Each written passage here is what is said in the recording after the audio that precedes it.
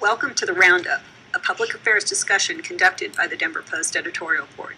I'm Alicia Caldwell, a Post editorial writer. Today, we have with us Phil Washington, head of the Regional Transportation District. Thank you for joining us. First, I'd like to ask you about fast tracks and the opening of a new branch of the light rail system, the West Rail Line. How are ridership numbers as compared to projections? Well, after 1 week, we opened 1 week ago. Yeah. We are still looking at the ridership figures, but I'm happy to report that on the first day, that Saturday, last week, I believe April 27th, we had 35,000 people out there. Wow. Now, granted, that was free service at that time. Right, yeah. But we are looking at right around projections. The number that I saw on Monday and Tuesday was right around 19,000 or so, 19,000, 20,000. So, we're working out the kinks of a new line, but I will say that on every line that we've opened, we've exceeded projections. Now, some people have raised questions about the closing of some bus lines in the area or some reduction of services, and there have been some complaints about that. Is there a sort of a broader good there in terms of allocation of resources? There is. There's a broader good. I mean, we look at all of our service 3 times a year across the district. And so when we put together the service plan for the West Quarter, there was some parallel service, some parallel bus service, parallel to the light rail line. So we had to look at that service. So we call it optimization of service rather than cutting service and all that. I mean, so we've looked at some of the service that was out there prior to the opening and moved some things around to make it more efficient for riders to now be fed into the rail line by the bus service that's out there. And we've kept a lot of service out there as well. I imagine that with the rail line, then you might be able to use those resources to put bus lines in other places that weren't as well served by public transportation or something along those lines. That's exactly right. We're looking at those areas where we reduced service over the last 3 years, and there's a possibility that if the ridership meets the various thresholds, that we can add that service back. That's great. So I also want to talk to you about the North Metro piece of the fast track system. Recently, there's been an unsolicited proposal from a private contractor to build that 18.4 mile segment that would extend from Denver to North Adams County. Correct me if I'm wrong on that, but gotcha. Okay. Now RTD is moving forward with a competitive bid process, as I understand it. And so what pieces have to fall into place for construction of this much desired piece of fast tracks? Well, let me say first that we have really engaged the private sector to help us build the partially funded quarters of fast tracks, what we have left. North Metro is one of those. And so we see a way forward on North Metro. We have a limited amount of funds for North Metro right now in the short term, but we think that there's a way we can leverage what we have with the help of the private sector to get very far north on the North Metro line.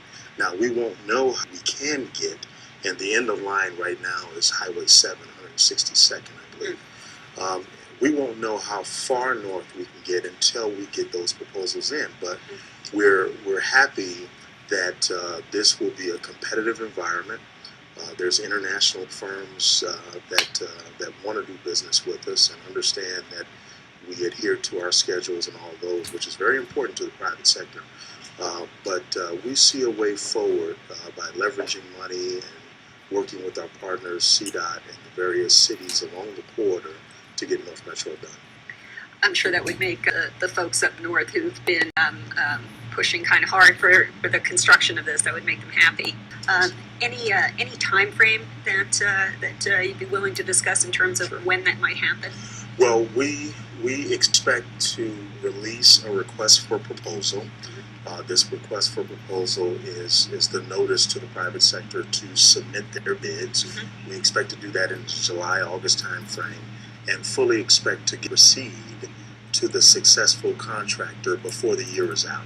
Wow. to start construction on the North Metro corridor. And so when might folks up in that region see the first train at the stop? Hard to say, but I think it'll be sooner rather than later. I think in the financial plans, it's something like 2030 or something. It's going to be much sooner than that.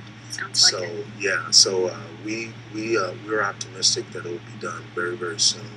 Hesitate to say exactly when the trains will be there, but I think one big indication is that we have already purchased the vehicles, the commuter rail vehicle for the portion from Denver Union Station to 72nd. So we felt confident enough to do a couple of things: purchase the vehicles and expand the commuter rail maintenance facility that we were already building to accommodate much of North Metro.